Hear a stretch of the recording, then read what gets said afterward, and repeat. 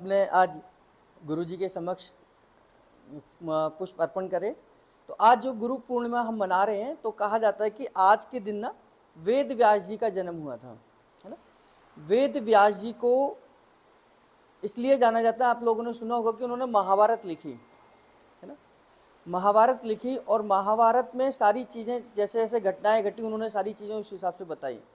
और वेद व्यास जी को इसलिए भी जाना जाता है कि उन्होंने हमारे जो 4 वेद हैं उन चारों वेदों को एक व्यवस्थित रूप में लोगों के सामने प्रस्तुत करा। तो 4 वेदों को व्यवस्थित रूप में करना और महाभारत को लिखना, ये उनके द्वारा संपन्न हुआ।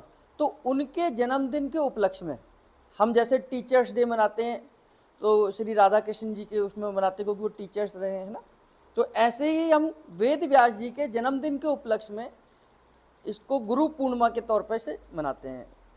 इसे व्यास पूर्णिमा भी कहते हैं, है ना, वेद व्यास जी के नाम पर है ना। तो गुरु पूर्णिमा को हम मनाते हैं। अब ये गुरु जो है, गुरु के बारे में क्या कहा जाता है कि गुरु गोविंद दऊ खड़े काके लागू पाए, बलिहारी गुरु आपने गोविंद दियो मिलाए।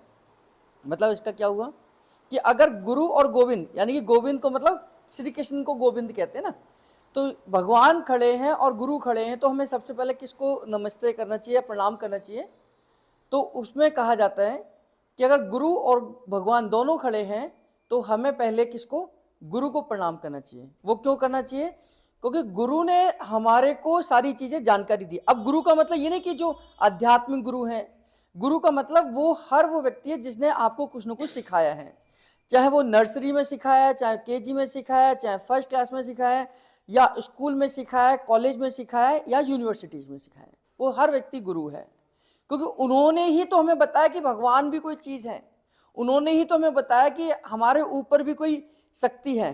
अगर वही हमें नहीं बताते और हमें ही बता देते कि आप ही सर्वशक्तिमान हैं, तो ये तो हम तो घमंड करते, है ना। यानी कि हमारे को भगवान के बारे में किसने बताया, गुरु ने बताया। तो गुरु ने हमें भगवान के बारे में बताया और हमारे को पता चला कि भगवान विष्णु भी हैं, शंकर जी भी हैं, गणेश जी भी हैं, बाकी सब भी हैं। तो अगर भगवान और गुरु दोनों खड़े हुए हैं तो पहले हमें गुरु को प्रणाम करना चाहिए। और इसलिए भी करना चाहिए क्योंकि कहते हैं गुरुर ब्रह्मा गुरुर विष्णु गुरुदेवो महेश्वरा गुरु साक्षात परम ब्रह्मा तस्मै गुरु सर्वे नमः, है ना। यानी कि गुरु का क्या रोल है, गुरु ब्रह्मा है। अब ब्रह्मा जी को हम क्यों क्या जानते हैं, कैसे कि ब्रह्मा जी क्या है, क्रिएटर हैं, यानी कि वो बनाते हैं, किसी भी चीज का निर्माण करते हैं। तो कहते हैं ब्रह्मा जी ने सृष्टि का निर्माण करा, यानी कि गुरु एक शिष्य का निर्माण करता है, वो बनाता है। अगर गुरु सही मिल जाए तो एक शिष्य का भविष्य बना सकता है ना। उसको बताता है कि भाई आपको कौन से मार्ग पर चलना चाहिए, कैसे अपने जीवन को निर्माण करना चाहिए। तो कहते हैं गुरुर ब्रह्मा गुरुर विष्णु, और विष्णु जी को हम कैसे जानते हैं, उन क्या प्रतीक है कि वो पालनहार हैं, यानी कि वो पालन करता है। अभी उन्होंने बना दिया ब्रह्मा जी ने, अब उसका पालन लालन पालन कैसे होगा, तो ये विष्णु जी का काम है। तो गुरु हमारा पालन करता भी है, यानी कि हमारे को पालना, यानी कि हमें कैसे किस पद्धति से अपने आप के जीवन को पालना है, ये भी तो हम गुरु के माध्यम से कर रहे हैं। आज हमें न्यूरोथेरेपी सीखी तो किस लिए सीखी, भाई हम अपना पालन कर सकें, अपने परिवार का पालन कर सकें। तो गुरु क्या है, विष्णु भी है। आज आप लोग सीख रहे हैं न्यूरोथेरेपी को, तो कहीं ना कहीं आप इसको आजीविका के तौर पे तो सीख रहे हैं कि भाई हम इस न्यूरोथेरेपी को सीखकर कल को हम अपने परिवार का पालन करेंगे, अपना भी पालन करेंगे, है ना। तो गुरु क्या है, विष्णु के समान भी है। गुरुदेवो महेश्वरा, यानी कि हम महेश मतलब शिव जी। तो शिव जी को हम कैसे जानते हैं, संहार करता, है ना। आपने देखा होगा कि शमशान घाटों में शिव जी की बड़ी बड़ी मूर्तियां लगी होती हैं। क्यों, क्योंकि वो सृष्टि के संहार करता है। क्योंकि जिसका जन्म हुआ है बड़ा होगा, बड़ा होने का तो उसका संहार भी होगा, उसका नष्ट भी होगा। आज तो कोई व्यक्ति ऐसा थोड़ी जिसका जन्म हो गया वो मरा ही नहीं, तो मरने के लिए, उसको नष्ट करने के लिए शिव जी को हम याद करते हैं, यानी कि वो संहार करता है। तो गुरु संहार भी कर सकता है।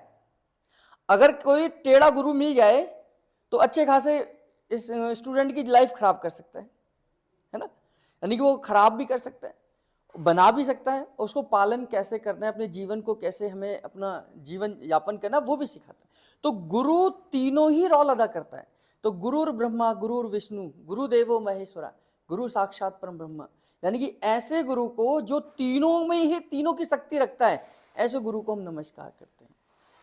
तो आज न केवल हमारे को जिन्होंने आध्यात्मिक गुरु, हमारे शारीरिक गुरु, हमारे भौतिक गुरु, यानी कि हमें जीवन में जो भी कुछ सिखाया है उन सबको याद करने का दिन है, उनको सबको प्रणाम करने का दिन है, उनको उनके प्रति अपनी कृतज्ञता व्यक्त करने का दिन है। तो जो भी आपके जीवन में है, चाहे वो डॉक्टर लाजपत राय महाराज जी हो सकते हैं, गुरु जी हो सकते हैं, आध्यात्मिक गुरु हो सकते हैं, कोई भी जिसने भी, और गुरु की कोई उम्र नहीं है कि कोई बड़ा ही हमारा गुरु होता है, छोटा बच्चा भी हमारा गुरु हो सकता है।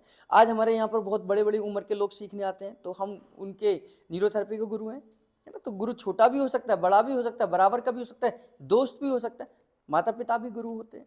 तो इन सबको याद करने का दिन है। तो गुरु पूर्णिमा का दिन है, आप सबने अर्पण करा है, तो ना केवल इन दोनों को बल्कि अपने जीवन में जो भी लोग हैं उनको भी विश करना है, उनको भी मैसेज करें, उनको भी धन्यवाद करें कि आज जो कुछ भी हमें है तो हमें गुरु के कारण है ना। और गुरु के बारे में कहा जाता है कि गुरु पूर्णिमा यानी कि जो हमें अपूर्ण से पूर्ण की तरफ ले जाते हैं।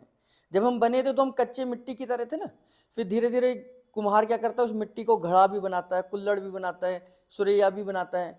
तो ऐसे ही गुरु क्या करता है, एक कुम्हार की तरह हमारा निर्माण करता है कि जब घड़ा बनाता है तो कुम्हार क्या करता है, अंदर हाथ रखता है और बाहर से थपथपाता है, तो अंदर से उसे शेप देता है और बाहर से उसे थपथपाता है। तो गुरु हार्ड भी है और सॉफ्ट भी है कि वो संभालता भी है और थप्पड़ भी मारता है, कि जहां उसे पता है कि थप्पड़ मारना वहां थप्पड़ भी मारेगा, जहां संभालना है संभालता भी है। तो गुरु एक कुम्हार की तरह भी काम करता है, हमारे जीवन को निर्माण करता है।